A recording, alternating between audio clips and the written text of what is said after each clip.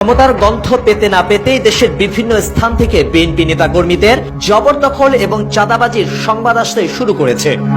Royal agent হিসেবে পরিচিত ভুয়া ডায়মন্ড বিক্রেতা দিলীপ আগারওয়ালের সাথে গোপন মিটিং, এস আলমের বিলাসবহুল গাড়ি সরিয়ে ফেলা, শিমুলিয়া ঘাট দখল, ব্রাহ্মণবাড়িয়ায় টাকার বিনিময়ে মামলা থেকে নাম বাদ দেয়া, এমনকি পাবনা মানসিক হাসপাতালেও বিএনপিপন্থী দালালেরা নিয়ন্ত্রণ নিয়েছে মর্মে সংবাদ পাওয়া গেছে। এছাড়া উত্তরপ্রদেশের কসাই যোগী আদিত্যনাথের একান্ত আস্থাভাজন চট্টগ্রামের কুশল বরণ চক্রবর্তীকে এখন বিএনপি মহাসচিবের সাথে দেখা যাচ্ছে। যদিও বিএনপির শীর্ষ পর্যায় থেকে চাঁদাবাজির ব্যাপারে হুঁশিয়ারি দেওয়া হচ্ছে, তথাপি থেমে নেই বিপথগামী বিএনপি নেতাদের অপকর্ম। এর মধ্যে সবচেয়ে ভয়ানক সংবাদ এসেছে গুলশানের একটি অভিজাত হোটেল থেকে। বৈষম্য বিরোধী ছাত্র আন্দোলনে খুনের আসামি, 25,000 কোটি টাকা ভ্যাট ফাঁকির সাথে জড়িত ভুয়া ডায়মন্ড বিক্রেতা এবং আওয়ামী লীগের কেন্দ্রীয় শিল্প বাণিজ্য উপকমিটির সদস্য দিলীপ কুমার আগারওয়ালের সাথে গোপনে মিটিং করেছেন বিএনপির যুগ্ম মহাসচিব খায়রুল কবির খোকন।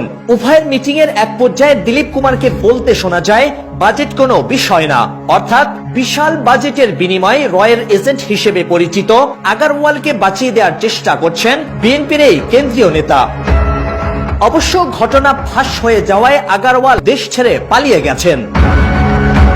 এস আলমের সমস্ত সম্পত্তি বিক্রি করে ব্যাংকের টাকা ফেরত দেওয়ার ঘোষণা দিয়েছিল বাংলাদেশ ব্যাংক, কিন্তু বিএনপি নেতা এনামের নেতৃত্বে কালুরঘাটের একটি ওয়ার হাউস থেকে এস আলমের কমপক্ষে 13টি বিলাসবহুল গাড়ি সরিয়ে নেওয়া হয়।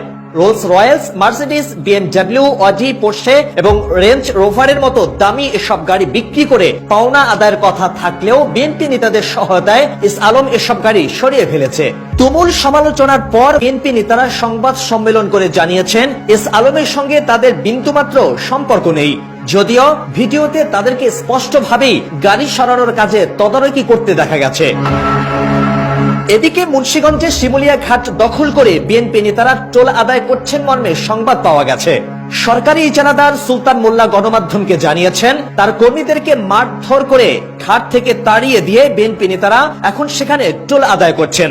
ঘটনা জানাজানি হওয়ার পর ঘাটের নিয়ন্ত্রণ নেওয়া নেতাদের বহিষ্কারের দাবিতে বিক্ষোভ মিছিল করেছেন মুন্সিগঞ্জের কুমারভোগ ইউনিয়নের বিএনপি নেতাকর্মীরা।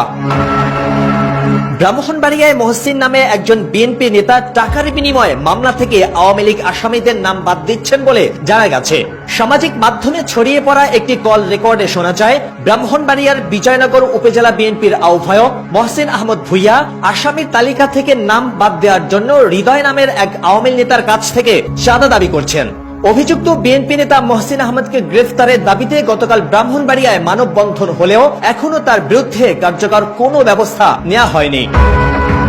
এদিকে পাবনা মানসিক হাসপাতালে খোঁজ নিয়ে জানা গেছে, এখানে এতদিন রোগী ভর্তির ক্ষেত্রে আওয়ামীপন্থী দালালরা চাঁদাবাজি করে আসছিলেন।